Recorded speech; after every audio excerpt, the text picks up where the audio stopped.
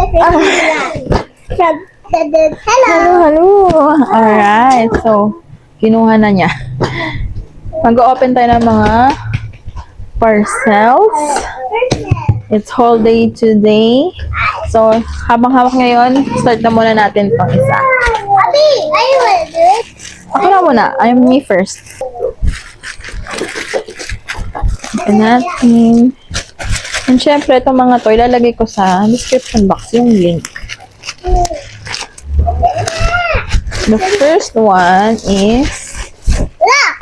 Locker! Excuse me, ate. It's a locker. It's a gift. Para dun sa aming family friend. Ito ay air pump na... features ito ba? Dun sa family friend namin. Pang air pump, pwede sa motor, pwede sa... Siguro pwede rin sa sasakyan. Tapos, power bank na rin siya. Hindi ko na i-open kasi pang regalo. Wow! Ito na lang next natin. More. Chinado. Pero hindi ko lang alam kung magagamit pa yung motor dahil mahal-mahal ngayon ang gas. Mga gas natin ngayon, di ba? Sobrang mahal. Ano pa naman yun? Yung kaibigan namin yun. Yun pa naman yung means of transport niya talaga kapag ka napasok sa work. Kamusta na ba? Mahal na ba ang mga gas sa inyo? Pero iwas-iwasan lang din siguro natin mag-hoard, no? Para naman kahit short tayo sa stocks. Sa stock? Ano ba ito? At least, diba, makakakuha lahat. Tsaka nasasira rin ang quality ng gas kapag ka naka-imbak lang sa ano nyo, mga container. Whoa. Whoa! Let's open. Open first. Open. Hindi na nga muna kami ngayon, gagala-gala ng malalayo. Yung talagang kabisado lang namin yung daan para hindi rin aksayado sa gas. Okay, so ito, dog bed to. Ayan. Wala na akong time mag-ayos. Kasi palis kami ngayon mag-grocery kami. So yan, ganyan lang yan. Nakita ko lang to sa online. Siyempre, online naman lahat to as usual. So, ikakabit mo lang siya ng pagano. Simplehan ko lang yung kabit. Nang walang instruction. Lakas. So, ganyan lang. Lulusot-lusot mo lang siya dito.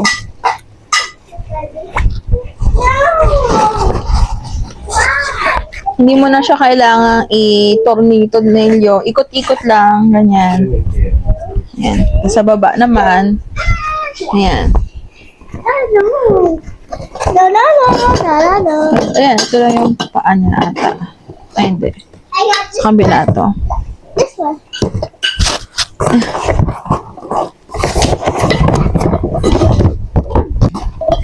Ganyan lang. So, hindi ko siya maayos sa maigi. Basta ganyan siya. Ayan. Tapos yung kabila, na sana ay tumagal. Kasi binibilhan ko sila dati ng yung cloth, yung medyo parang ma-foam ng konti. Ang kaso, nabubutas pa rin nila. Siguro dahil nga nagkatuta kami. Ayun, nabubutas nila. So, kailangan ko ng medyo mas matibay-tibay, diba? And gets nyo naman siguro yung kung paano yung idea, yung itsura niya pag naka-latag na. May grocery rin kami mamaya mga stock sa bahay. Medyo ubos yung stock sa bahay kapag may mga ka na. Pag may kasama ka na. At nasa ng gunting natin. Sa part na to, hindi ko alam kung ano nangyari, pero nawala yung sounds niya. Kaya, ito, voice over na lang tayo. Ayan. May binubuksan na akong bagong parcel dyan. Cat litter yan para sa aming pusa na si Happy. Ang daldal ko. Ang daldal ko, sayang hindi naririnig. Si Happy yung madalas yung nakikita sa mga vlogs ko din. Yung tabby cat, ayan. Kasi yung cat litter na yan, mas nakakaalis raw ng mga smells, ganyan. Kaya tatry namin. Kasi lumalakas na yung amoy ng kanyang popsicles. Kaya naisipan natin palitan na. Sana effective. First time lang namin gamitin yung product na yun. Nakalimutan ko lang kung anong brand. Pero check nyo naman sa description box yung link kung kayo may mga pusa-pusa din. So, sa part na yun, binabasa ko lang kung ano yung mga amoy. Kasi yung isa dyan parang lavender eh. Yung isa wala siyang nakalagay. Ayan, mag-next parcel na tayo dyan. Pasensya na kayo sa boses ko kasi may ubo. Medyo pahapangongo or hindi buo yung boses ko.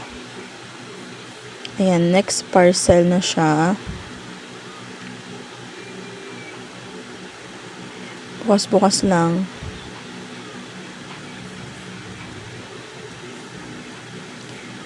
Ang dami ko sinasabi. Sayang talaga. Hindi ko alam kung ano nangyari. Bakit nawala yung sounds. Parang nung binalik ko ata yung cover ng mic, bigla siyang nawala. Pero chinek ko ngayon kung empty bat or low bat yung mic, hindi naman siya, hindi ko talaga alam kung ano nangyari. Ayan. Kung napanood niyo yung mga ilang kong vlogs, naglilinis ako ng garahe. Makikita yung gamit ko yan. Panglinis namin ng garahe sa mga... Kasi may aso kami dun sa labas, diba? So, effective talaga siya. Natatanggal niya yung panghe, yung amoy ng popsicles. Effective talaga siya. Same store kami, kaya siguro nabigyan kami ng free na isa. Kasi alam ko dalawa lang talaga yung binili ko niyan. Ayan o. Mabango siya. Iba-iba yung scent na meron silang available.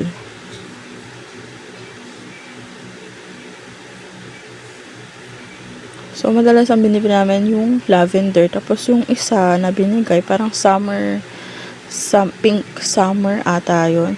Pero marami silang iba't ibang amoy. Parang meron pang bubble gum eh. Kung tama ako. Pwede rin siya sa loob kasi yung panloob namin na mop, nilalagyan ko rin kasi spinner yung namin, di ba? Mop. So, nilalagyan ko rin siya niyan, konting yan, para lang yung scent meron. Kasi may alaga rin sa loob. Ang dami na kasing aso sa labas. 4 na tuta. Tapos 2 adult. Yung binuksan ng anak ko, t-shirt yan, bluey.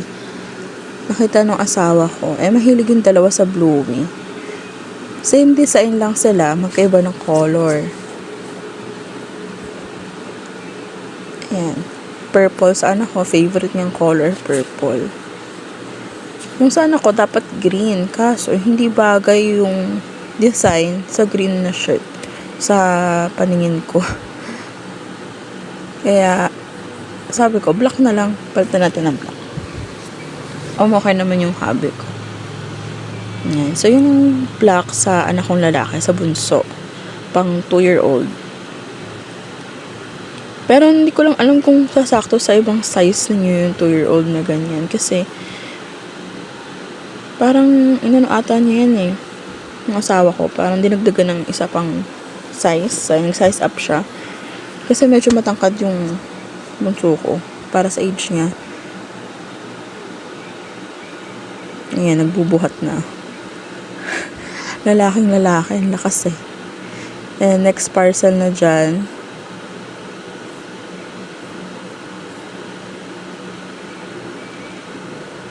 Yung anak kong babae, nahilig na rin talaga siya makisali sa mga haul-haul ko.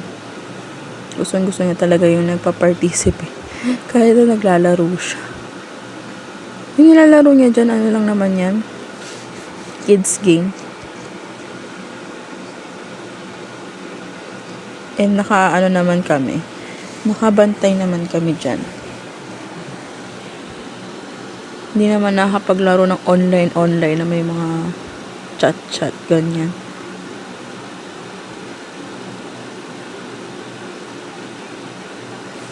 Pinagbibigyan lang din namin siya sa mga ganyan. Kung napansin nyo, meron din akong shorts dun sa YouTube na naglalaro siya ng Paw Patrol.